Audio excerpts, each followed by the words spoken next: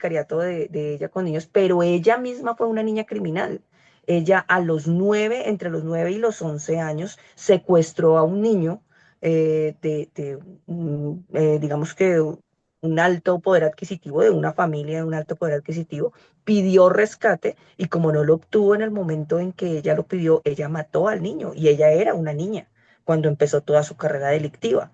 Entonces, eso ocurre más o menos entre los 9 y los 11 años de ella, Pero que ves que esa parte no la cuentan porque incluso en la serie y todo lo que yo vi no, jamás hablaron de la infancia ni que ella haya hecho algo así.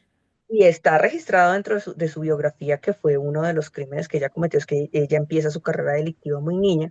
Por supuesto, cuando se mira toda la historia de ella, pues una niña abusada desde muy pequeña, en diferentes entornos, con digamos que unas problemáticas muy grandes, que reacciona de esta manera y su primer delito, el primer asesinato, pues en del a Griselda Blanco, lo cometió siendo una niña a través de un secuestro. Cósmica, divinidad interior. Buenos días, buenas tardes, buenas noches, hermosa comunidad. No les voy a decir que estoy una semana más porque me he perdido unos días, pero ha sido por algo excelente que se los voy a anunciar el día de hoy. He estado preparando el primer Congreso de Misterio Mitad del Mundo 2025. ¿De qué se trata? Es un congreso que se va a llevar a cabo aquí, en Quito, en la mitad del mundo, en la latitud cero, donde van a venir varios de los representantes del misterio de Latinoamérica y España. Y les van a encantar los invitados que vamos a tener acá a la ciudad porque seguro que ustedes los conocen. Ya se los voy a ir contando poco a poco, pero son personas de mucho reconocimiento y son personas que hablan de unos temas increíbles. Así que como comprenderán, estoy a full con lo del Congreso, preparando todas las cosas, pero eso no quiere decir que deje olvidado el canal, sino que por ahí tal vez me demore un poquito. Y hoy estoy para hablar de un tema que habíamos quedado pendiente, un tema que a la gente le llama la atención. Vamos a hablar de esos niños que de pronto no se sabe si nacieron malos, se hicieron malos, se volvieron malos, pero de esas almas ya no tan inocentes que cometieron algunos crímenes realmente atroces y de quienes se ha hecho todo un largo estudio para saber qué es realmente lo que les acontece, qué es lo que pasa en sus pequeñas e inocentes mentes que les hacen actuar de esa manera. Pero como siempre, no estoy sola, estoy muy bien acompañada y hoy está con nosotros Rubí Hernández. Ella, ustedes ya la conocen, el canal es una experta, ella es educadora, pero sobre todo investigadora y escritora de estos temas que a nosotros nos dejan pensando cómo se construye la sociedad y la mente del hombre. Sin más, la presento aquí para todos ustedes. Ruby, qué gusto que estés un día más con nosotros. Bienvenida a Cósmica. Muchísimas gracias, Majo. Para mí es un placer acompañar a la comunidad disertando acerca de estos temas que, bueno, que pues generan un poquito de escalofrío, para ser honestos y para ser sinceros. Es un poco, no sé cómo decirlo, genera algo de resquemor pensar un poco en niños que tengan la capacidad para cometer crímenes tan atroces como de pronto los que vamos a ver el día de hoy. Y qué interesante reflexionar acerca de qué ha dicho la ciencia y qué han dicho los científicos acerca de por qué pasan este tipo de fenómenos y también, por supuesto, los sociólogos y bueno, todos aquellos que componen la sociedad de un modo u otro que pueden ver y analizar este fenómeno. Excelente, pero antes de eso, cuéntanos, Ruby, ¿a qué te dedicas? ¿Cuáles son tus redes sociales donde la gente se puede comunicar contigo? ¿Y cómo va lo de tu libro? Bueno, yo me dedico, básicamente mi profesión de oficio es ser educadora, yo soy docente de oficio, pero toda la vida siempre como con esa segunda, digamos que curiosidad alrededor del tema del misterio, del true crime, de temas paranormales. he hecho diversas investigaciones alrededor del tema y diferentes colaboraciones aquí en Colombia, mi país, con canales de misterio, con radio de misterio, con algunos creadores de contenido, con quienes nos gozamos estos temas, los investigamos a profundidad y contamos un poco de qué es lo que sucede, teniendo yo pues la posibilidad que he tenido de viajar por todo el país a lo largo y ancho pues de este territorio con mi profesión. Yo me dedico básicamente a eso, a investigar, a leer, a exponer, a hacer ese tipo de disertaciones en esta otra parte de mi profesión. Estoy en la escritura de un libro que se llama Mujeres Asesinas, libro que por demás me ha costado un trabajo enorme porque pues básicamente ha tocado unas fibras que no pensé que fuera a tocar en mí como persona. Cuando uno se acerca al lado oscuro del ser humano, ese lado oscuro que todos de alguna u otra manera tenemos allí, pues es un poco chocante, ¿no? Entonces, voy bien, ya estamos como en las revisiones finales, espero poderte dar pronto fecha para que las personas que así lo bien, hacia bien lo tengan, pues puedan conseguirlo. Y pues nada, Majo, aquí digamos que llevo por lo menos unos 4 años leyendo sobre criminología, leyendo un poco sobre la conducta asesina y tratando de entender un poco qué es lo que pasa en nuestra cabeza, como viene, de pronto lo expone Carl Gustav Jung, lo exponía Carl Gustav Jung, los seres humanos estamos compuestos de una parte de luz, pero también de una parte de sombra, y creo que como sociedad es importante que entendamos esas dos caras de la moneda. Sí, sí, claro que sí. Ansiosos esperaremos ese libro para ver toda tu investigación, de la cual hablamos aquí un poquito en un capítulo.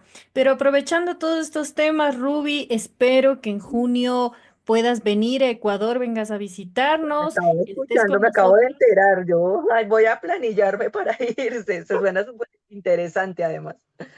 Sí, sí, tienes que venir a este congreso, porque este congreso, te cuento a ti, les cuento a todos, es la primera vez que lo voy a decir, es un congreso que encierra mucha gente del misterio, viene Juan Jesús Vallejo, viene Esteban Cruz, que tú los conoces muy bien, Joan Arenas, Alejandro Bernal, Jorge Luis Zugdorf, Fepo Aponte del podcast Paranormal también viene, y de Ecuador vamos a estar Jaime Rodríguez, y voy a estar yo también, y la escritora Amado Martínez de España, que me imagino la También la conoces conozco. también.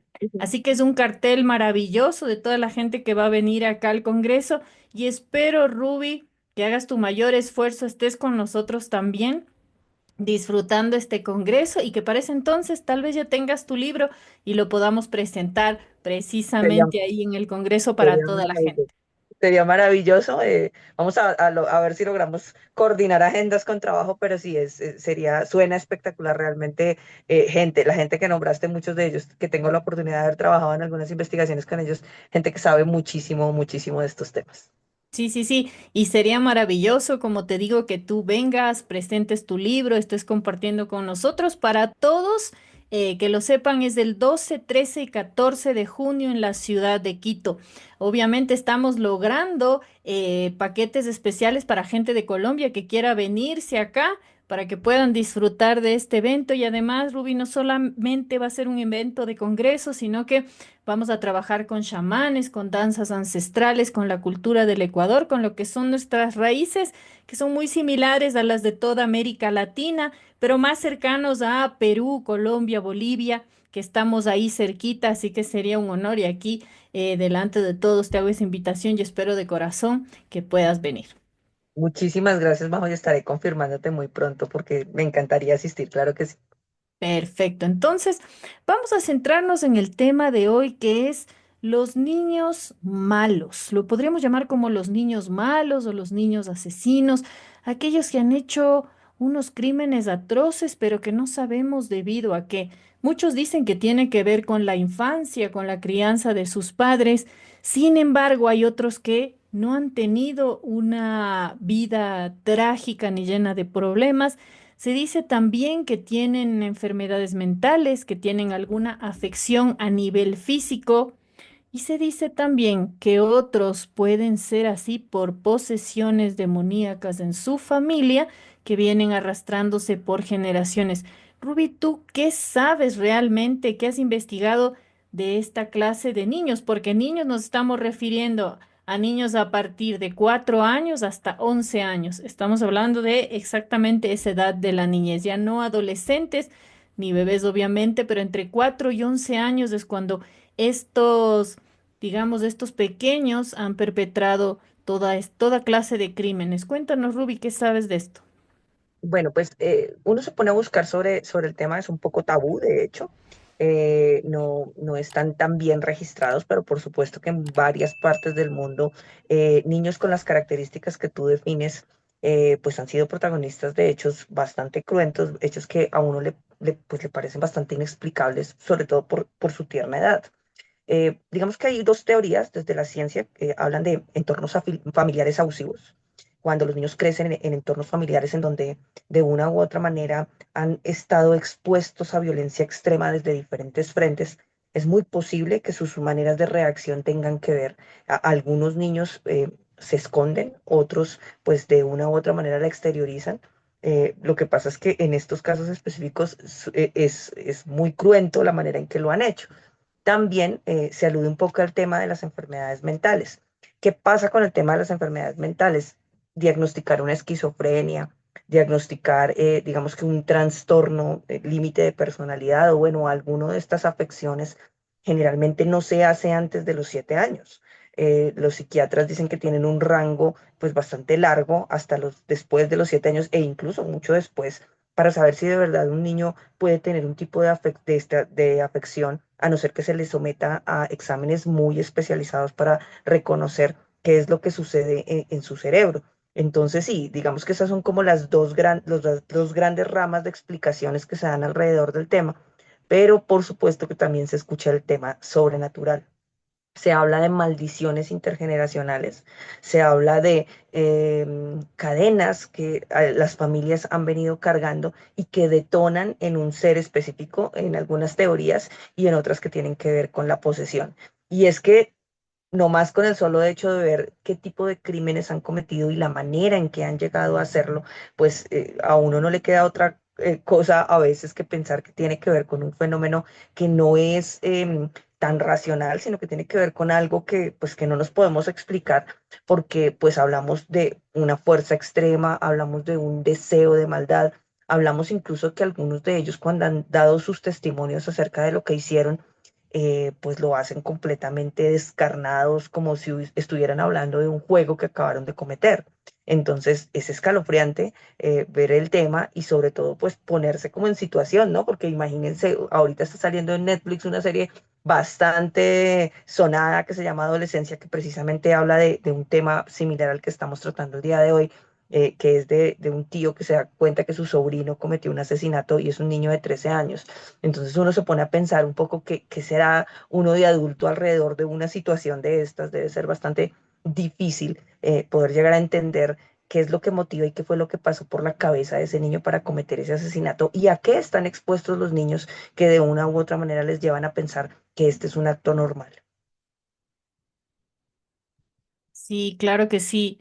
Y es precisamente esto lo que llama la atención, porque estos niños, yo les voy a contar un caso más adelante, estos niños precisamente no tienen sentimiento alguno respecto a lo que han hecho. Es como si por ellos no pasara la empatía, por ellos no pasara la preocupación, por ellos no pasara el reflejo del otro. Y obviamente hay teorías psicológicas que hablan, sobre todo la teoría del espejo, donde es la madre quien refleja sentimientos hacia el niño para que los aprenda.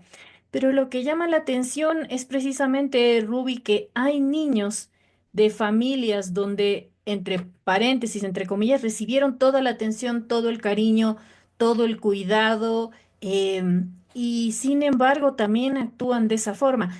Hace pensar que o la falta de cariño o el exceso del mismo, de sobreprotección, la falta de límites, también le llevaría a una persona. Pero lo que te pregunto, Ruby, es, hay muchísimos niños que lamentablemente reciben malos tratos, reciben abuso o son extremadamente mimados, pero no terminan siendo niños malos o niños criminales. ¿Dónde estaría la diferencia o esa pequeña línea que hace que estos niños pasen a este lado? Bueno, cuando uno estudia el fenómeno de la criminología y estudia este tipo de cosas, siempre se pregunta uno lo mismo, ¿no? Hay personas que de pronto estuvieron en unos entornos muy violentos y crecieron y no necesariamente detonaron en asesinatos. Hay otras personas que de pronto con unas características incluso más bondadosas sí lo hicieron. Pero ahí tendríamos que remitirnos un poco a la teoría de la psicopatía. Recordemos que el psicópata nace una persona así como nace con los ojos de cierto color o tiene un rastro del espectro autista y nace con esas características, la psicopatía también es algo con lo que se nace. No es curable, no es prevenible, no hay absolutamente nada que hacer y básicamente hay algunos factores del entorno que lo detonan.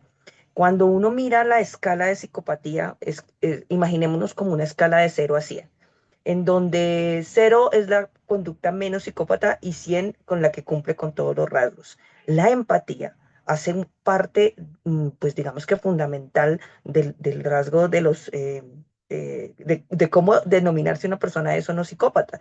Una persona que tiene una total falta de empatía es como si naciera, si me es válida la expresión, sin esa habilidad de poder ponerse en los zapatos del otro, de poder sentir y de poder experimentar el dolor del otro. Simplemente no lo puede sentir. Entonces, eso unido a su capacidad de mentir y unido pues a una inteligencia extrema y bueno, a otra serie de características en esa escala de 0 a 100, nos ayuda a puntuar a personas como Ted Bundy, que fue un psicópata que pues básicamente no hubo ninguna explicación alrededor de su actuar, que era bastante sangriento. Ahora bien, el tema de la psicopatía en la infancia no es algo que sea común y que se analice y que hayan muchos estudios al respecto, pues porque pasa un poco como con el velo que se ha venido cayendo con el tema de las mujeres asesinas, que se dice que una mujer tiene un sentido de protección, que por su maternidad, que por X o Y cosas un poco unidas a ese estereotipo femenino, nos hace pensar que no comete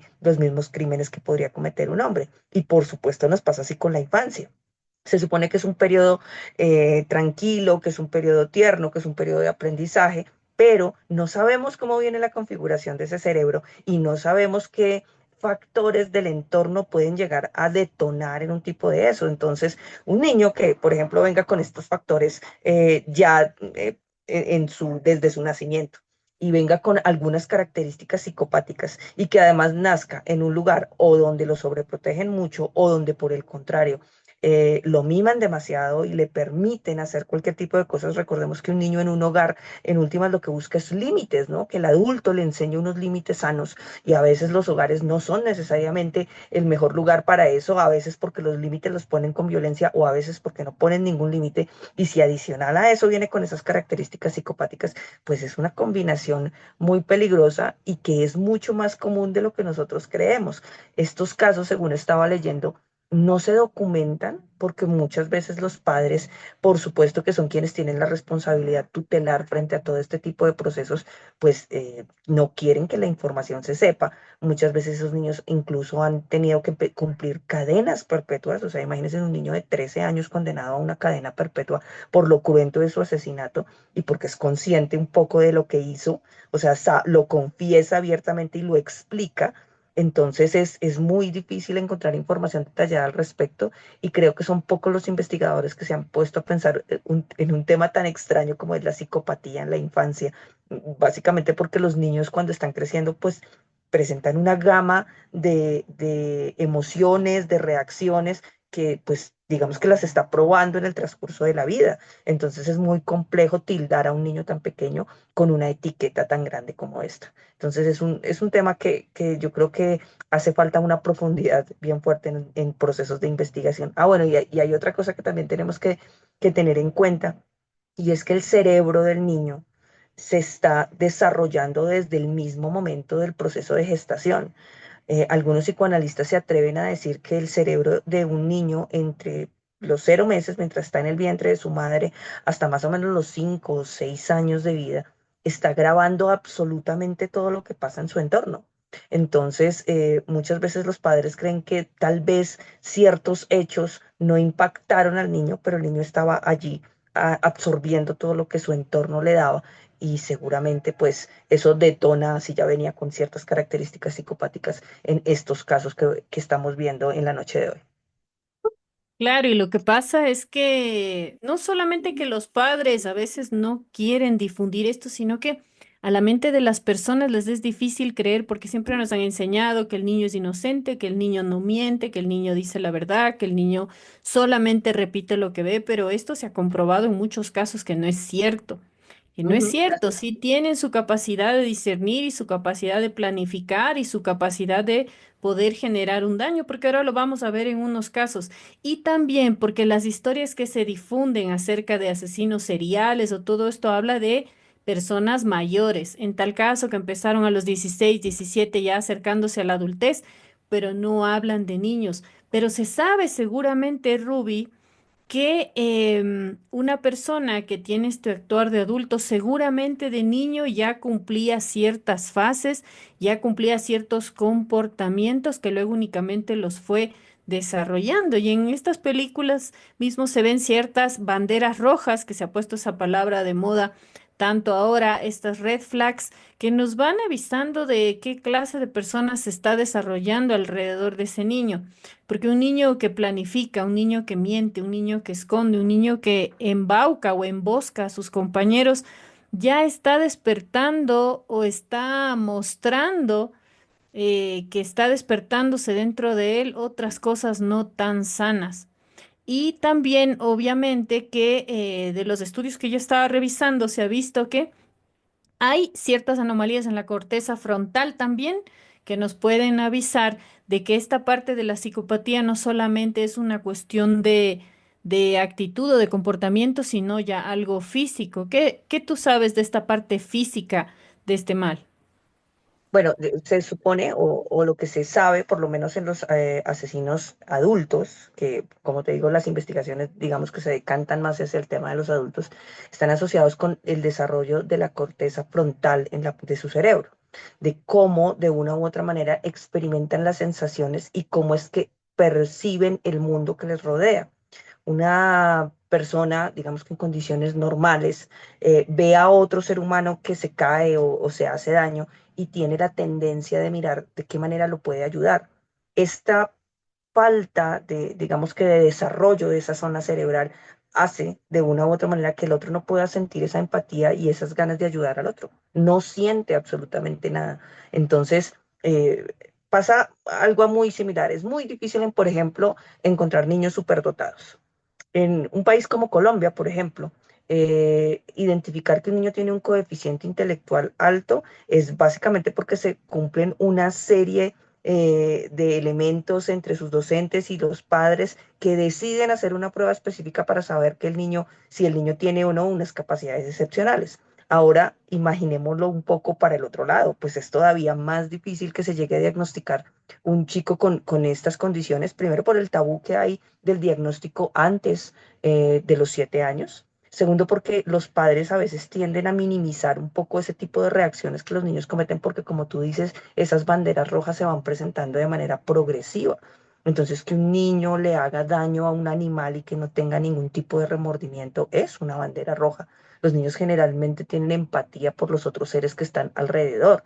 O, pues, bueno, se ha asociado a diferentes conductas que todas tienen que ver básicamente con que no tienen la capacidad de sentir nada por el otro y que incluso en algunos juicios, cuando se habla del testimonio, los niños disfrutan contar lo malo que hicieron, o sea, se sienten como un poco héroes al poder llegar a contar que fueron capaces de hacer eso a esta edad. Eso es lo que los hace un poco aterradores, ¿no? Como, o sea, siempre que es el recurso de que un niño, uno lo tiene estereotipado en otro tipo de cosas, pero yo sí creo que como padres de familia pues los adultos que están alrededor de los niños deberían poderlos ver un poco más integrales. El estudio de la infancia realmente es, digamos que, muy reciente. Si bien es cierto, hay muchas investigaciones, si bien es cierto, hoy día se habla de la atención integral, de, bueno, de una cosa y otra, hasta hace pocos siglos el niño era considerado un adulto en pequeño y pare de contar. Hasta ahora estamos aprendiendo a entender que este tipo de conductas se dan desde los más pequeños y como te decía, es una lástima que no haya investigaciones acerca de esos temas psicopáticos si no son con casos clínicos específicos, porque pues se asume que la mayoría de la población no tiene ese tipo de conductas. Sí, claro que sí, pero yo no sé, no te sabría decir como algo estadístico, pero en mi profesión yo estudié psicología y cuando nos tocaba hacer las prácticas, casi siempre íbamos a lugares donde habían familias carenciadas con muchos problemas, esa parte de la sociedad olvidada, donde las infancias son muy difíciles y ahí era más fácil encontrar esta clase de conductas en niños, pero son como los extremos en realidad, o de la extrema pobreza o de la extrema riqueza, donde también el niño de cierta forma es abandonado, no tiene límites, tiene todo lo material, pero no tiene probablemente, digámoslo así, el amor de una persona y también en los dos casos la crueldad de quienes los rodean. En el uno, la crueldad por el abuso físico que Ujú. lo he visto, lo he vivido, y en otro caso la crueldad por el abuso del abandono, o sea, de criarse siempre solo, de estar rodeado seguramente con empleadas, con distintas personas, que no se sabe al final cómo lo terminan tratando, qué le terminan diciendo, sin el cariño y sin límites. Porque también yo pienso, no sé, Rubí, tú qué sabes ahora, que esta clase de niños o de comportamientos en niños están aumentando ahora por el tipo de Claro. crianza que ahora existe. Pero no sé A ver, realmente en estadística si es así o es lo que nosotros percibimos porque se difunde más. ¿Tú qué crees? yo pienso que realmente sí ha crecido la cantidad de niños que tienen este tipo de conductas y lastimosamente en nuestros países latinoamericanos se vuelve un caldo de cultivo para que muchas de estas cosas se vuelvan de manera reincidente.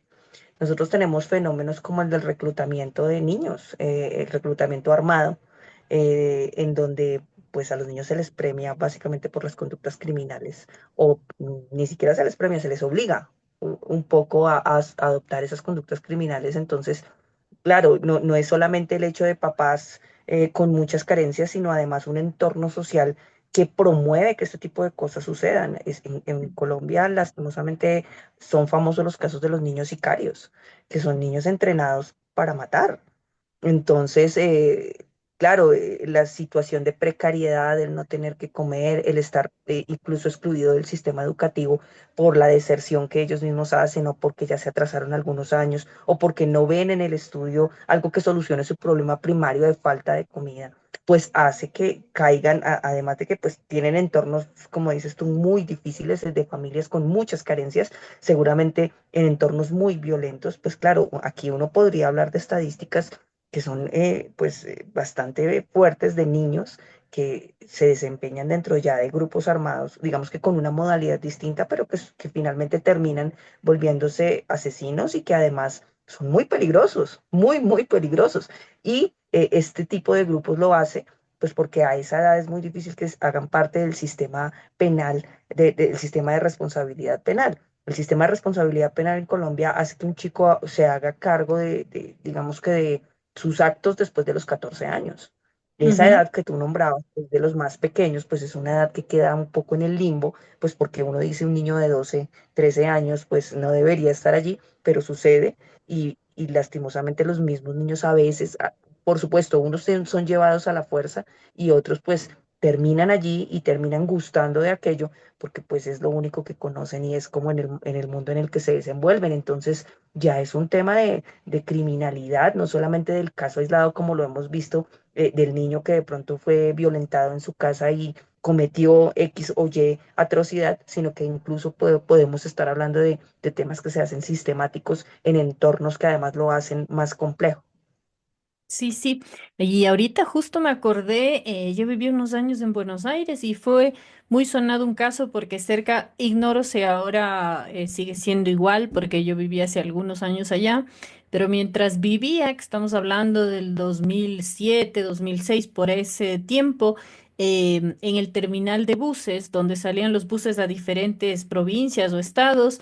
Ahí habían grupitos de niños, obviamente de familias muy pobres, ¿no? Que se iban juntando, pero estos niños robaban a veces a la gente que caminaba muy tarde por ahí, a los viajeros que llegaban. Pero llamó la atención una vez que entre 7 niñitos le quitaron la vida a un muchacho, entre todos, atacándole como una manada, pero estamos hablando de niños de entre 5 y 9 años. Eran niños pequeños que uno diría, bueno, normalmente si yo me encuentro con un niño de 5 o 6 años me puedo defender. De uno sí, pero de 6 Pero 7 de 8 seis, niños no. siete, Y los exacto. niños Ujú. con la mayor impunidad fueron, le quitaron la vida al muchacho, le robaron las cosas y huyeron. Y son niños que, por supuesto, nunca son condenados. Nadie sabe qué va a ser de ellos. A lo mejor los recluyen en lugares donde reciben aún más maltrato y lo que hacen es ir creando un caldo de cultivo peor, más fuerte, para cuando lleguen a la adolescencia hacer cosas peores o normalizar esta conducta. Entonces, bueno, hubieron varios estudios, investigaciones. Y algunas personas que hacían documentales entrevistaron a estos chicos, pero ya a partir de 11 12 13 14 años, y a preguntarles qué pensaban, qué esperaban de la vida, y lo lamentable era que no esperaban nada. Ellos decían, cuando yo salgo a delinquir, yo sé que yo no puedo volver, ¿y eso te importa? No, ¿qué es lo último que me puede pasar? ¿Perder la vida? Que me maten, decía, a mí realmente no me importa, yo todos los días sé que puedo no volver y no tengo ningunas ganas de volver, yo no tengo motivaciones, pero decía, ¿no te interesa estudiar? No, ¿estudiar para qué? ¿No te interesa trabajar, crecer? No, ¿para qué? Si este es mi mundo y la verdad que yo ya sé a lo que salgo. ¿Qué en Colombia pasa esto también? Muchísimo. Nosotros tenemos, bueno, en Colombia hay una figura que tiene a los niños como en una especie de, bueno, yo no tengo la palabra tan técnica, espero no, no estar usando una palabra que no es, pero son reformatorios, son lugares a donde llegan los chicos del sistema penal por eso, por asesinatos. Incluso yo conocí de casos de niños muy pequeños, estoy hablando de niños 10 11 años que participaron en asesinatos o que bandas criminales los pusieron, digamos que a poner la cara, ¿sí? Entonces, si capturaban a alguien, capturaban al niño. Y pues son los que están allí. Yo trabajé algunas veces con profesores que estaban, digamos que apoyando esos procesos en esos sitios. Y es exactamente como tú los dices. El niño es consciente que está allí cumpliendo una condena, pero o se está haciendo todavía más sanguinario estar allí guardado, o está esperando salir y que lo reconozcan por ser el más malo. Entonces, si ya hay una fijación y ya hay como una meta, pero su meta es, si yo muero, que me muera haciendo esto, que me muera delinquiendo, que me muera, sí, o sea, en medio de, para ellos eso es ser un poco héroe, como quedar memorable, como que su figura sea respetable. Cuando hablamos de chicos que cometen este tipo de crímenes y que están en estos reformatorios en Colombia, tienen unas características muy especiales y es que es su deseo de seguir delinquiendo y quieren caracterizarse por ser los que cometieron el asesinato con más sevicia o que fueron, digamos que los más cruentos, porque eso de una u otra manera los posiciona como que para ellos les da un rango. Y efectivamente es como tú lo dices, uno les pregunta que ellos qué esperan de la vida y pues ellos básicamente saben o tienen claro que después de los 16 18 años seguramente no van a seguir viviendo.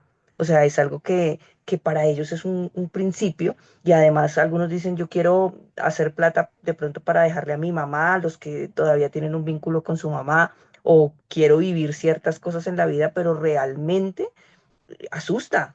Hablar con ellos da miedo porque ellos están dispuestos a hacer lo que tengan que hacer y no tienen ningún tipo de escrúpulos. Incluso alguna gente más grande, ya después de que han pasado por cierto proceso, ellos ya tienen un poquito más de conciencia, pero así pequeñitos, ellos quieren seguir en ese tema, quieren seguir en ese proceso y ojalá y que los reconozcan por ser los más salvajes o los que hicieron más asesinatos o los que hicieron más cosas reprobables y pues ponerse un poco como héroes ante el resto de su grupo.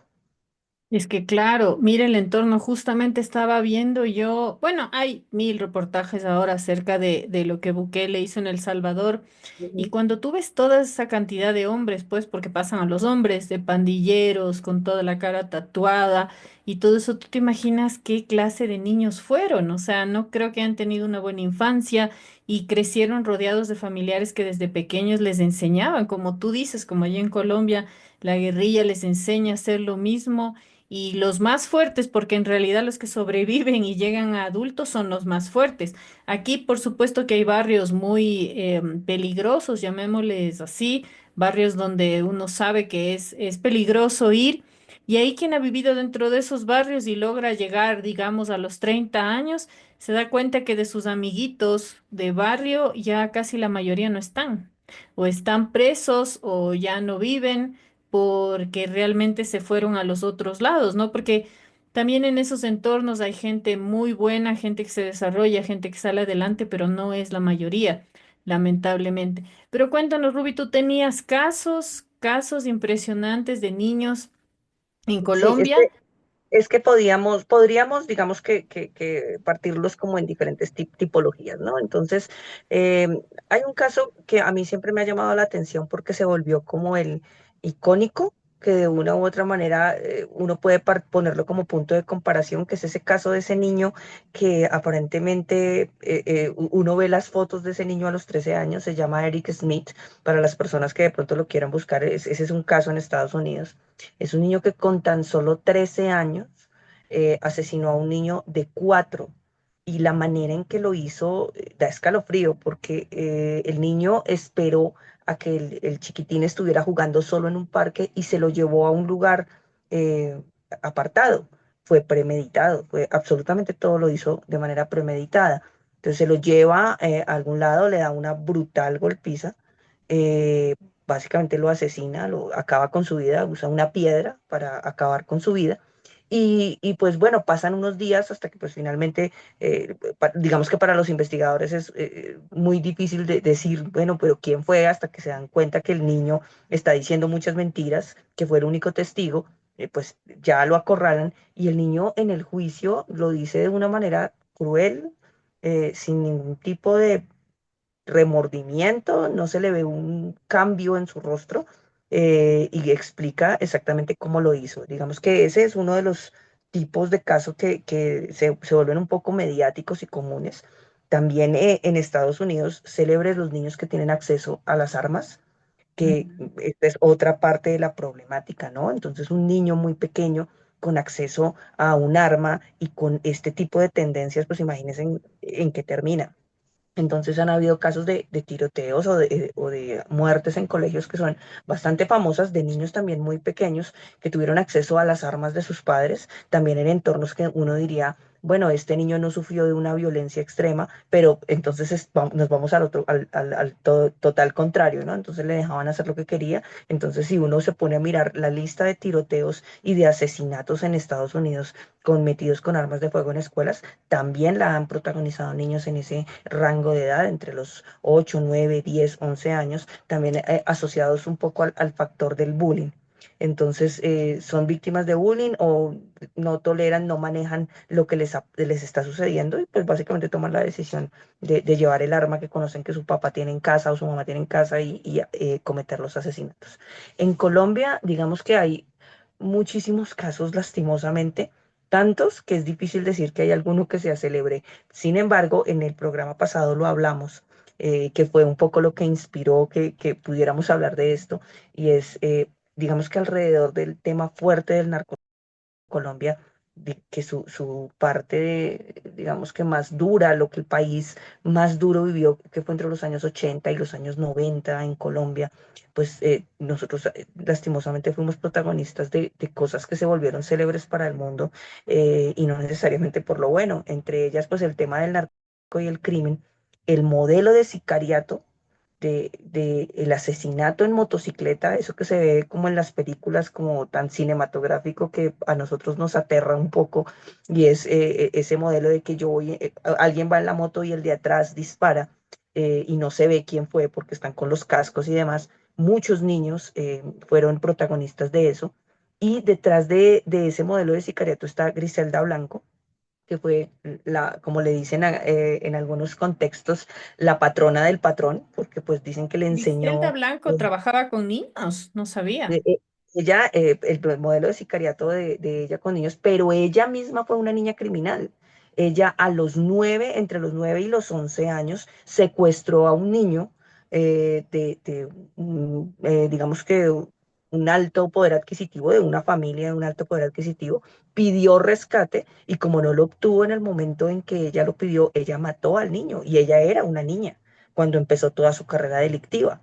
Entonces, eso ocurre más o menos entre los 9 y los 11 años de ella, Pero que ves que esa parte no la cuentan porque incluso en la serie y todo lo que yo vi no, jamás hablaron de la infancia ni que ella haya hecho algo así. y está registrado dentro de su biografía que fue uno de los crímenes que ella cometió, es que ella empieza su carrera delictiva muy niña. Por supuesto, cuando se mira toda la historia de ella, pues una niña abusada desde muy pequeña, en diferentes entornos, con digamos que unas problemáticas muy grandes, que reacciona de esta manera y su primer delito, el primer asesinato que se le indulga a Griselda Blanco, lo cometió siendo una niña a través de un secuestro. Ese es célebre en Colombia, aunque como dice María José, aquí no es que le hayan dado, o sea, mediáticamente muestran es otro tipo de cosas. Yo pienso que lastimosamente lo que nos ha hecho célebres fuera del país, estos criminales por los que identifican muchas veces lo que ha sucedido en Colombia, pues se les muestra una cara de la moneda, pero no lo terriblemente brutales que fueron con muchas personas. Por eso se les tenía tanto miedo, no gratuitos ocuparon los lugares que ocuparon. Entonces ella es una de esas personas que en este momento tengo como referenciadas de ese crimen que cometió siendo muy pequeña y además que mandaba a otros niños también del barrio, pues para que le ayudaran en todo su tema delictivo. Ah, mira, esa parte no, esa parte como te digo, no es conocido. Y aquí me haces pensar en algo que no sé, tú debes saber más lo cercano a la realidad, porque han pasado, no sé, 20 series de Pablo Escobar, no sé si exagero, pero son varias. Y en todas, a pesar de que obviamente sabemos la peligrosidad y todo lo que él hacía, su hijo o sus hijos no tomaron el mismo camino, por lo menos el hijo que es más famoso, el más conocido, es una persona normal, entre comillas, o sea, aparentemente que no se fue a ese lado de la delincuencia. Y ahí, en cambio, también tienes otro caso, porque él tenía toda la facilidad, todo el ejemplo, obviamente todo el apoyo del padre si hubiera querido ir por ese camino y sin embargo no fue. Yo pienso que de- detrás de, bueno, es que los narcotraficantes como Pablo Escobar eran personas extrañamente, digamos que incluso dicen que esa fue la razón por la que terminaron asesinando a Pablo Escobar, fueron sus hijos, porque eran su debilidad. Digamos que él los cuidó y los protegió muchísimo durante toda su vida. O sea, como que él sabía lo malo que era, pero trató de mantener a sus hijos al lado de su madre y al margen de todo lo que él hacía. Por supuesto, me imagino que con el paso del tiempo ellos se darían cuenta que el actuar de su papá no era, por supuesto, normal y el hecho de estarse escondiendo en diferentes partes del mundo, pues tuvo que haberles generado una alerta, pero digamos que él de una u otra manera sí protegió a su familia y a su entorno más cercano pues de que supieran qué era lo que él estaba haciendo y realmente cómo era. O sea, siempre es un personaje muy siniestro, no se lo puede imaginar uno dando la orden de tumbar un avión de 200 pasajeros y llegando a la casa a estar con sus hijos. O sea, es un personaje, por eso tal vez se hace tan famoso y lo retratan, como dices tú, en tantísimas series, porque es muy extraño y por supuesto es Pero de lo que una tú persona muy sabes, mala. de lo que tú sabes en la infancia de este señor, es cierto que la madre, porque la madre, según lo que pasan en las series, era extremadamente cruel. O sea, era Sí, la que le enseñaba esta crueldad a él, porque si bien él desarrollaba algo, ella le apuntaba a que sea de esa manera. Ella lo formó así, no fue por el maltrato, sino que ella intencionalmente, según lo que muestran, quería que él sea de esa manera. ¿Es así? que fuera exitoso por encima de lo que fuera. Y ese éxito, como dices tú, lo llevaba, digamos que lo obligaba a que fuera certero en todos los golpes que él daba. Entonces se volvió inmisericordia. Y en algún momento, como te digo, él y Griselda Blanco tuvieron negocios en común. Y algunos apuntan a que Griselda Blanco le enseñó muchas de sus prácticas cruentas también, o sea, como que siendo muy joven aprendió muchas cosas del negocio muy crueles alrededor de otra mujer. Por eso la apodan la patrona del patrón. Sí, sí, eso los conocía. básicamente porque ella le enseña el modelo de sicariato, le explica que en el negocio, si no se hace respetar de la manera que sea, pues finalmente no va a tener éxito. Y bueno, ese tipo de cosas que se ven bien retratadas en la serie, que en la serie es que de alguna manera los glorifican un poco, pero pues hay que tener en cuenta que fueron personas que realmente asesinaron y causaron mucho sufrimiento, no solo en Colombia, sino en diferentes partes del mundo. Wow. Sí, eso, o sea, todos esos entornos realmente creo que sí forman de muchas maneras estos niños de los que, vuelvo a repetir, no se conoce tanto, pero yo te quiero contar el caso, un caso muy conocido en Argentina y casi que debe ser mundial, que es el caso del petizo orejudo. No sé si tú has escuchado el caso de este niño. Sí, sí, sí, pues famosísimo, pero me gustaría escuchar tu historia. Yo me imagino que tú supiste mucho estando allá cerca de qué fue lo que sucedió, pero sí, claro, es un caso realmente célebre, lastimosamente, de un niño asesino. Claro que sí. Es un caso conocido y ya te voy a decir qué pude yo saber de este niño cuyo nombre es Cayetano Santos Godino. Ujú. Es un niño de nombre Cayetano Santos Godino que él nació en 1906, para que te hagas más o menos cuenta en qué época nació. Estuvo en una Argentina de migrantes y llegó a unos lugares muy pobres. Él nació exactamente el 31 de octubre de 1896. Y ya fue en 1906 cuando él se hizo famoso por todas las cosas que fueron pasando. Él tenía una familia extremadamente pobre en una Argentina, donde cuentan los cronistas que la gente vivía hacinada en departamentos, hasta 30 personas, departamentos que no tenían baño. No era en ese tiempo normal tener baño en esos niveles de pobreza y la gente vivía hacinada, durmiendo en colchones.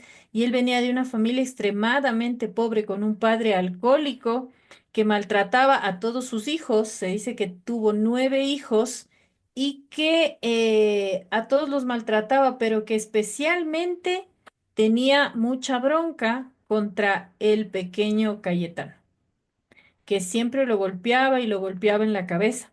Y es así que lo golpeaban tanto porque ellos decían que este niño se comportaba de manera muy extraña y no hacía caso. O sea, se cree que él nació de esta manera. Bueno, hay un debate entre que sí fue así por el maltrato de su padre, porque descubrieron incluso que tenía 37 marcas de roturas en su cabeza de los golpes que el padre directamente le daba. Pero el Y, padre en y algún si momento, dígame. y si mal no estoy, algunas investigaciones apuntan a decir que Cayetano nació con una madre que tenía sífilis. Entonces esto hizo que naciera como con cierta, digamos que no normalidad, que tenía ciertos problemas de salud y ciertas características físicas que harían un poco que ese papá se empecinara tanto con él. Sí, pero aquí entra el debate, ¿por qué? Porque en teoría sí, él nació de una madre que tenía sífilis y recibía muchos golpes, lo cual diría a lo mejor tenía alguna especie de retraso, alguna especie de conducta, pero no, Discapacidad. él era muy astuto, muy planificador, muy calculado, bueno para hacer sumas y restas, los cálculos, porque él trabajaba bien en cuanto al dinero que tenía, cómo distribuirlo o cómo conseguir las cosas que él necesitaba. Entonces, como que no se unía muy bien la teoría de que él tenía algún problema físico-mental en el momento de actuar, no se uniría mucho eso en relación a los golpes que le daban. Es decir, era como contradictorio. Porque un niño que sufriría estos golpes viniendo de la sífilis, del maltrato, a lo mejor era un niño que no tenía tantas capacidades, pero él era una persona muy capaz. Ujú. Y era tan así que dicen que desde que tenía 4 años, él ya se encargaba de capturar palomas o aves para cortarles en vida las alas y las dejaba así. Las dejaba sin las alas y eso era lo que molestaba a su padre, esta crueldad, y por eso precisamente era Era que más lo cruel. maltrataba. Ajá, se vuelve un círculo ahí de maltrato donde se dice que cuando él apenas tenía 4 años también agarró un niño de 1 año y medio y lo golpeó. lo golpeó de una manera muy salvaje, se lo llevó, fue como su primer secuestro, se lo llevó al otro lado, porque imagínate este entorno de pobreza, de gente hacinada, de niños en la calle, de no tener que comer, era muy fácil para él encontrar niños pequeños, indefensos, y llevárselos.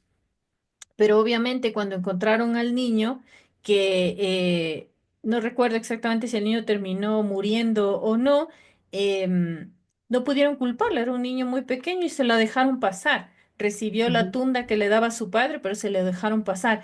Y fue así como a lo largo de los años él fue capturando otros niños y uno de sus crímenes más famosos cuando él tenía 7, 8 años es un niño que él toma de 2 años y medio que lo lleva, lo tortura, lo maltrata y luego lo tira en una planta de espinos. Después de que él trata de asfixiar a este niño, de darle una cantidad de golpes, de atacarlo con ciertas cosas como clavos, porque una de sus aficiones era ponerles clavos a los niños en el cuerpo, lo lleva a una planta de espinos que él sabía dónde estaba, en qué parte del barrio y donde no lo iban a ver. Esto es lo que los lleva a pensar que es alguien que calcula bien sus crímenes. Lo lleva y lo envuelve en una planta de espinas y es ahí donde lo deja, pensando que el niño falleció. Sin embargo, el niño no fallece. Y descubren que él fue quien hizo esto y lo encierran por 3 meses en un reformatorio. Pero el niño no mejora, el niño sale peor. Era un Claro. niño, era un niño que le decían petizo porque nunca desarrolló su tamaño. Cuando llegó a su adultez, llegó a medir 1,50 m y tenía unas orejas extremadamente grandes, los brazos también extremadamente largos. Entonces, con el tiempo fue aumentando su crueldad y una de las razones por las que a él lo encierran realmente cuando ya tenía 13 años es porque captura otro niño y decide a este niño colocarle un clavo en la sien y golpearlo con una piedra para que lo atraviese y obviamente este niño sí pierde la vida. Además de que para ese entonces ya había quemado a un par de niños más. ¿Y cómo es que lo descubren para que un poco se vea todos estos como entramados de esta violencia? Porque cuando al niño del clavo lo llevan al velatorio, porque todos eran niños de barrios cercanos, un barrio que se llama Parque Patricios y los alrededores, cuando llevan al niño al velorio, resulta que el petizo orejudo llega a este velorio y se para en cerca del ataúd donde estaba el padre del niño. Y el padre del niño pensaba que él, como otro niño pequeño, venía a darle el pésame o a mirar, pero sin embargo él iba con una sonrisa y lo que hizo fue tomar el cuerpo del niño, porque el niño estaba obviamente boca arriba, voltearlo y ponerlo del lado donde había ingresado el clavo y reírse. Entonces es ahí cuando al padre le llama la atención esta actitud, llaman a la policía, lo apresan y ahí es cuando él cuenta sin el mayor reparo que él hizo eso, que además quemó una niña que había muerto ya por haber sido prendida a llamas y otras cosas más que van descubriendo en el camino. ¿Tú sí has escuchado de este niño? ¿Sabes algún detalle más? Bueno, de él sé que además le gustaba prender fuego, Ajá. que era pirómano y le encantaba armar incendios y logró hacer algunos bien grandes. En algún momento cuando algunos bomberos lo recogen y le dicen, bueno, pero usted ¿por qué hace eso?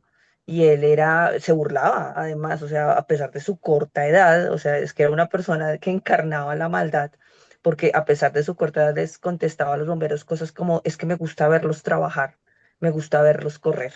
Entonces era como que cumplía con todas las cosas de las personalidades psicopáticas según algunos médicos del FBI que decían que cuáles eran aquellas cosas que hacían de notar que una persona podía llegar a ser psicópata. Era el tema de la piromanía, el tema del maltrato con animales. Y pues que además era serial, o sea, buscaba una víctima, pero después de que la buscaba y que cumplía como con su cometido, más se demoraba en eso, en querer seguir haciéndolo. Y por supuesto, al ser un niño, a pesar de que era calculador y a pesar de que era frío, pues obviamente se descuidó, ¿sí? O sea, como que de alguna manera como que no medía. Y esta es una de las razones por la que lograron, digamos que capturar la cantidad de víctimas que fueron bastantes las víctimas del petizo.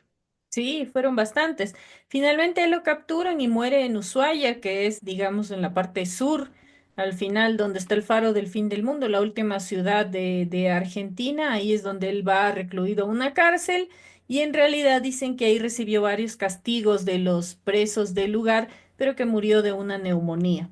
Eso es lo que cuentan, que él ya desde la adultez, la adolescencia y la adultez estuvo todo el tiempo encerrado, vivió ahí y si mal no estoy, muere a la edad de como 33 años, pero por una neumonía a causa de estas cárceles tan frías donde él estaba hacinado y sin embargo, dentro de la cárcel se dio los medios para acabar con la vida de un gatito que era también de los presos del lugar. O sea, su instinto de acabar con todo lo que Depredador. estaba cerca de él no era controlable y a pesar de que los otros presos lo golpeaban, abusaban de él, porque todo esto también va de la mano con el abuso, ¿no? Con el abuso de estos niños que cometía cuando él era más grande ya no solo que los torturaba, sino que abusaba de estos niños de todas las formas posibles. A pesar de que a él le pasaba eso también en la cárcel, no dudó en exterminar una mascota que tenían ahí en la cárcel de Ushuaia. Es uno de los casos más icónicos de un niño que realmente,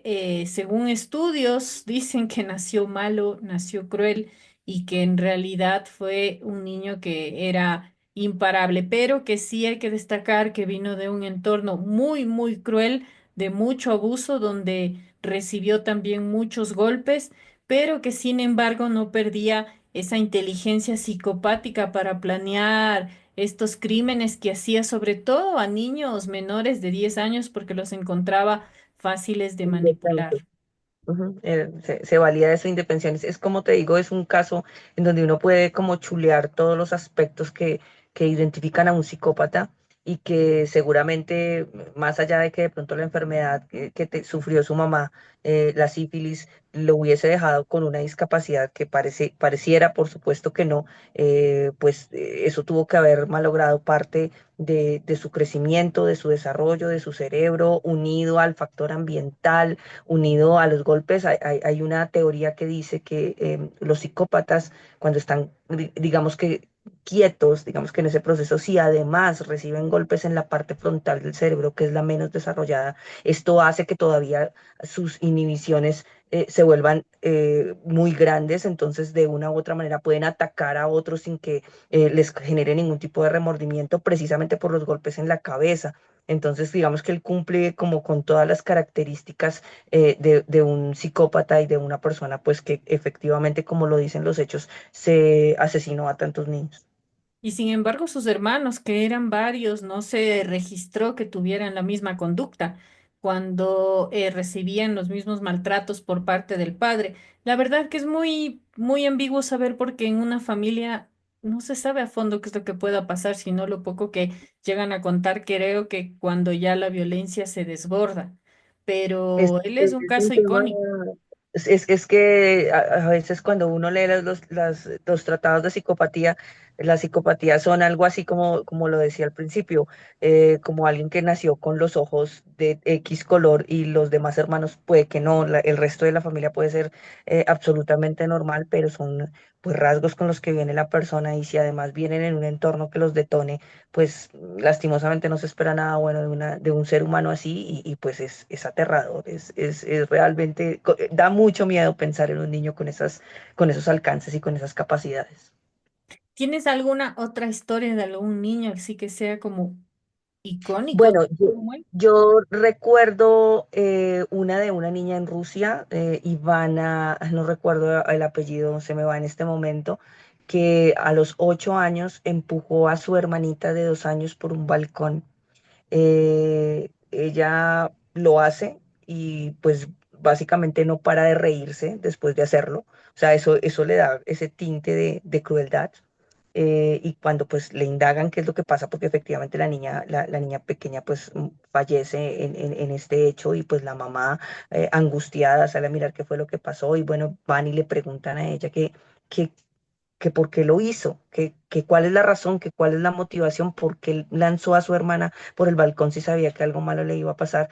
Ella decía que estaba celosa del trato que su mamá le daba a su hermana más pequeña. Entonces, básicamente, pues lo dice como si no tuviera nada, o sea, no siente ningún tipo de tristeza ni de remordimiento, pero sé que los nombres de ellas fueron como guardados con un seudónimo, pues porque digamos que en ese caso la justicia no supo cómo tratar el caso, porque era una niña de 10 11 años y no tenían conocimiento de, bueno, ¿qué hacemos? Finalmente, cuando un niño comete un crimen, quien es el responsable es el padre, pero en este caso la familia estaba sufriendo no solamente del crimen que estaba cometiendo la niña mayor, sino de la pérdida de su hermana pequeña.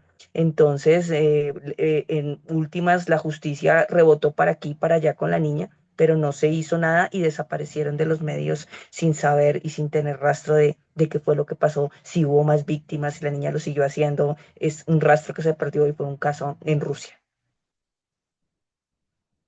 Hay varios casos, hay varios casos. Hubo, yo no sé si tú recuerdas, hace, no sé si poco tiempo, pero ponle que será unos 10 años. Es un caso reciente de unos dos niños que planificaron igual robar a un niño, esto era en Inglaterra, y lo llevaron a Sí, las rieles del tren. Ese sí. caso fue un caso muy sonado, donde estos niños secuestran a un niño pequeño, igualmente creo que era de 3 años aproximadamente, y lo llevan a unas vías del tren y lo logran descubrir por las cámaras de seguridad y ahí terminan con la vida del niño de una manera muy, muy cruel. Y lo impresionante es cuando los niños están en el juicio, me hiciste acordar porque uno de ellos se ríe y no le encuentra ningún mal a lo que están haciendo. De hecho, creo que es ese mismo caso que tú estás mencionando, en donde uno de los niños, uno de ellos siente un poco más Ujú. de temor por lo que ha hecho, ¿sí? O sea, como que él sabe que lo que hicieron es muy grave, pero el otro, el que se ríe, es el que de una u otra forma incluso manipula a su amigo, no solo para que lo ayude y para que lo haga, sino para que se quede callado y que cubra la versión de él. O sea, finalmente a ellos los encuentran es porque uno de los niños ya como que termina confesando, o sea, deja en evidencia que fueron ellos los que participaron del crimen, pero pues el mismo niño, el otro se reía y pues no, o sea, no había ningún tipo de, o sea, para él fue un triunfo haber podido haberlo hecho. También en 1920, eso fue en Nueva York, es célebre el caso de una niña que presionaba a su grupo de amigas para que la cubrieran mientras ella se llevaba a niños más pequeños a las afueras de la ciudad, los mataba, los ahogaba, creo que tiene como 4 o 5 crímenes y es una de las chiquitas que la ha cubierto todo el tiempo, quien no aguanta más y dice, no, esto no está bien, porque incluso tienen una discusión y la niña le dice que si ella la pone en evidencia, pues la que va a seguir o a la que va a matar es ella. Entonces, por eso decide hablar, pero sí, es como, como si nacieran malos, o sea, es muy difícil, es para mí desde lo técnico, no lo podemos decir de otra manera, pues porque básicamente no tienen ningún tipo de remordimiento y de hecho celebran un poco el poder haber conseguido matar varios de los niños o de las personas que escojan para hacerlo. Al final, yo no sé, yo después de estar algún tiempo con los niños, como te decía, a mí me tocó ir a hacer las prácticas con muchos niños pequeños y de ver la crueldad de la vida que estos niños tienen y que la gente normaliza o como yo digo, romantiza la paternidad y la maternidad, pero los niños se crían en unos entornos demasiado duros, demasiado fuertes y cada quien sobrevive como Como puede. puede. Ahí, claro, uno va viendo cómo se desarrolla. Ahora recuerdo un niño que yo estaba en una institución que acogía a los niños hijos de las madres que estaban en la cárcel para sacarlos, porque ellos viven en la cárcel con sus madres, para sacarlos unas horas, mostrarles otra realidad, como un poco darles Un otras aire. herramientas. Ajá, y ahí, bueno, uno iba a hacer prácticas para estar con los niños, para trabajar con los niños. Y yo recuerdo sobre todo un par de hermanos que eran de un entorno muy cruel. Su padre era delincuente, pero ya reconocido. Su madre era una mujer que se dejaba maltratar. Y estos niños tenían una crueldad muy complicada. Recuerdo que el uno, o sea, tú los diferencias porque desde pequeñitos, ellos tenían 4 y 5 años, toda su carita está aruñada. Tienen ya cicatrices, su cara, sus brazos, porque las peleas entre ellos llegan a tal nivel que ellos mismos se lastiman. Y lo extraño del niño mayor, digamos en este caso, era que él le gustaba pelear con los otros niños, sus compañeros, pero él no paraba hasta que veía sangre en sus compañeros. O sea, él les tenía que pegar y pegar y si el niño lloraba no le importaba. La única forma de que él parara era que vea que de algún lado les había sacado sangre.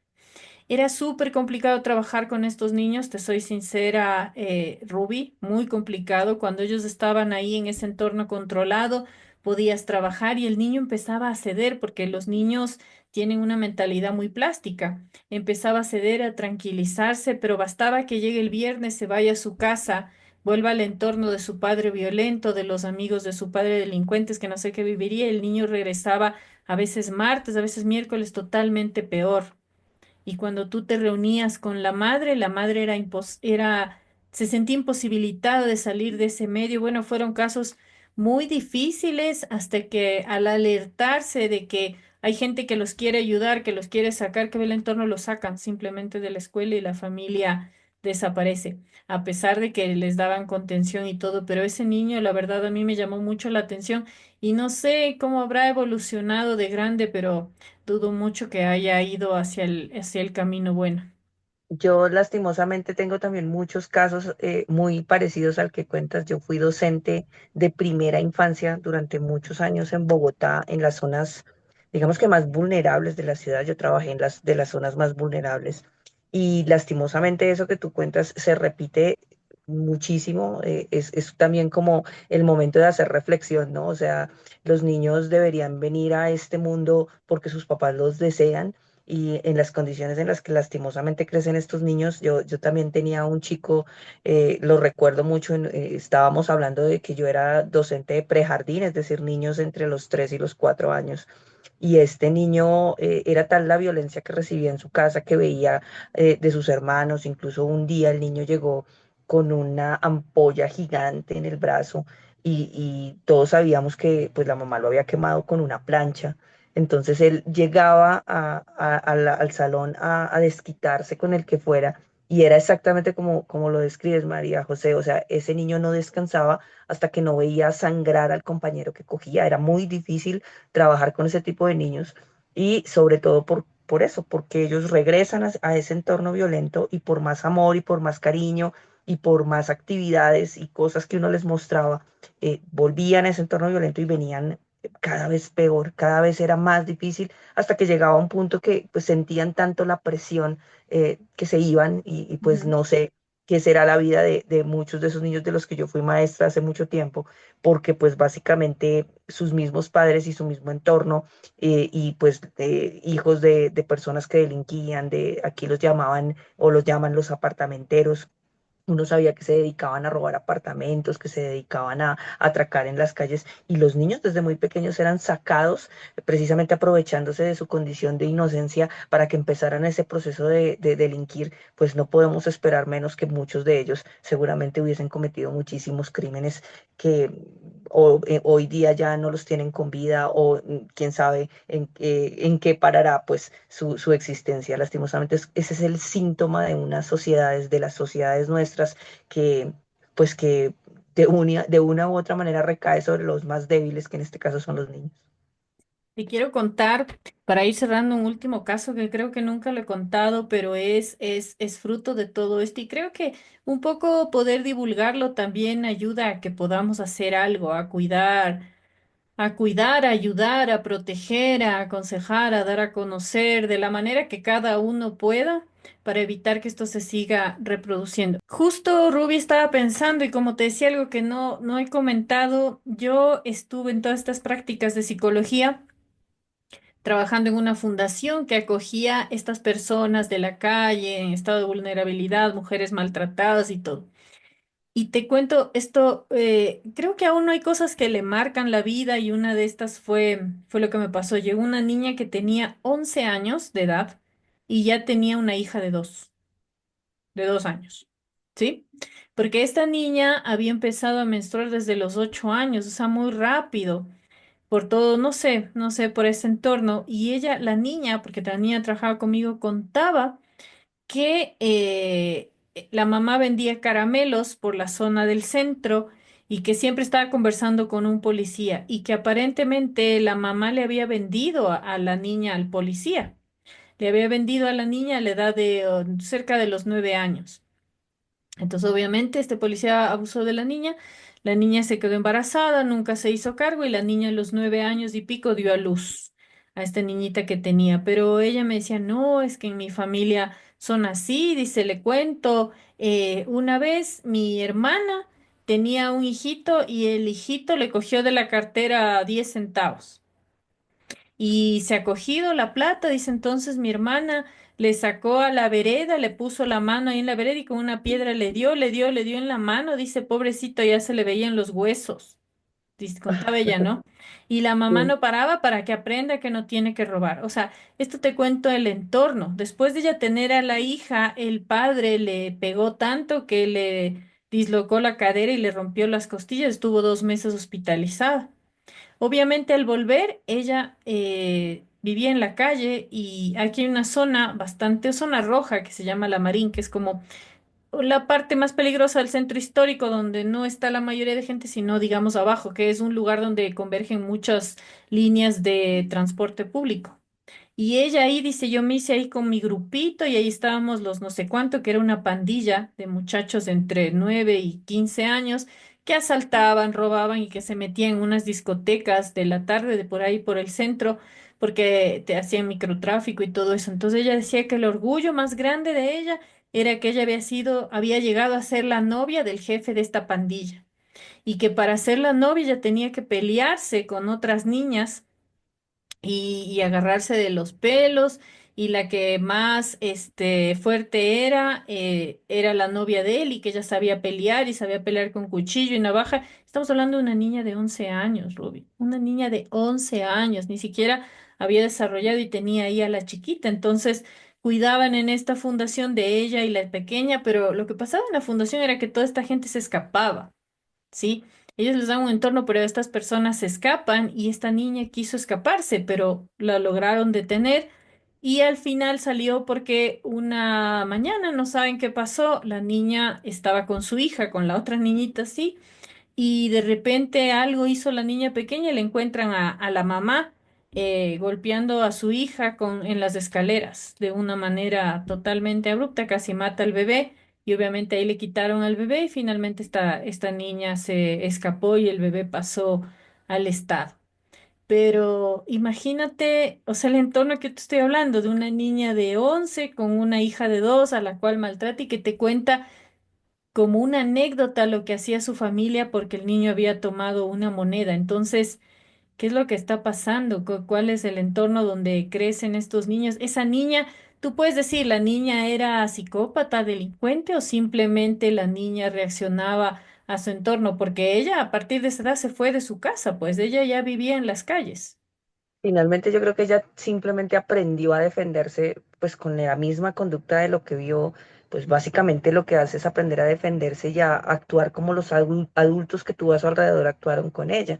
Entonces son cadenas que se repiten y entonces la mamá vende a su hija y luego su hija apenas tenga la oportunidad vende a su hija y uno pensaría, bueno, ¿en qué momento se rompe esa cadena? Aquí nosotros tenemos casos muy parecidos y trabajando con primera infancia, a mí también me tocó ver cosas como esas de madres muy jóvenes que vendían a sus hijas a conductores de camiones, pero estamos hablando de niños de 5 6 años que pues eran vendidos a manos de sus mamás que no tenían más de 15 14 años y que básicamente estaban repitiendo las historias. Y digamos que esto que hemos hablado hoy finalmente es el diagnóstico de una sociedad que está muy enferma.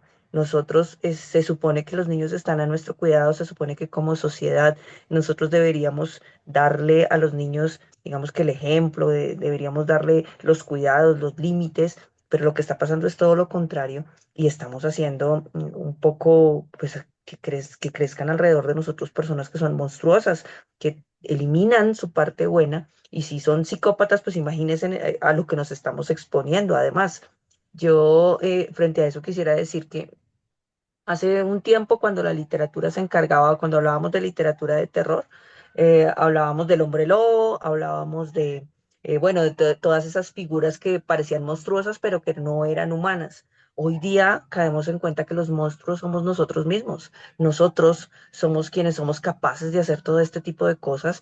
Y miren que ya no se trata un tema de que es cuando sea adulto. Estamos viendo que incluso esta sociedad está tan enferma que sucede con niños muy pequeños y que el claro ejemplo son los casos de los que hemos hablado aquí, de los cuales los adultos alrededor, pues finalmente somos los responsables. Sí, claro que sí, porque si no hubieran estos hombres que compraran estas niñas, tal vez esas madres no las venderían. Y es así como tú dices, va haciéndose una bola gigante donde finalmente yo debo confesar, me alejé un poco de la psicología infantil, porque una cosa es contarlo aquí en un podcast, estar, y otra cosa es estar en su entorno, estar todos los días, estar con ellos, ver la realidad, y yo creo que hay que tener una fortaleza tremenda de las personas que trabajan con ellos día a día, que pueden soportar, porque al final no depende de ti, del Estado, sino de eso, que vuelven a su entorno familiar donde no los puedes sacar porque es lo que conocen y vuelven a repetir la misma historia. Quizás yo confieso que a mí me pudo faltar esa fortaleza para estar ahí, para afrontar eso. Tal vez no es lo que elegí, prefiero divulgarlo, pero sí es importante hacer conciencia de eso, de a quién traemos a este mundo, de si vamos a asumir una maternidad, una paternidad responsable, del entorno que les damos a esos niños, porque finalmente esos niños son los que van construyendo la nueva sociedad y van desarrollándose y van a crecer con esa idea también de querer tener su familia o no, de acuerdo a las experiencias que tuvieron. Yo no sé si tú tienes una conclusión. Finalmente, ¿qué crees, Ruby? ¿Que estos niños nacen o se hacen? Yo creo que son las dos. Yo creo que los niños, hay niños que nacen psicópatas, definitivamente hay casos que son inexplicables, que como decías al principio del programa, no es que tengan un maltrato, no es que tengan, digamos que algunas condiciones tan desfavorables. Hay algunos que simplemente nacen, hay otros que, pues que nosotros, los adultos que estamos alrededor, los hacemos. Y pues a través del maltrato, a través de la violencia, a través de todas esas cosas con los más débiles, pues finalmente no nos damos cuenta del monstruo que estamos creando y pues son personas que son el reflejo de nuestra sociedad. Seguramente niños asesinos han existido lo largo del tiempo, seguramente no habrán documentado todos los casos, pero lo cierto es que en nuestra actualidad, con temas de fenómenos sociales como los conflictos armados, como las carencias económicas, como las dificultades que tienen las familias en la precariedad, sobre todo en nuestros países, pues estamos haciendo un caldo de cultivo para que cada vez más casos de eso se repliquen y que sea pues el síntoma de una sociedad muy enferma.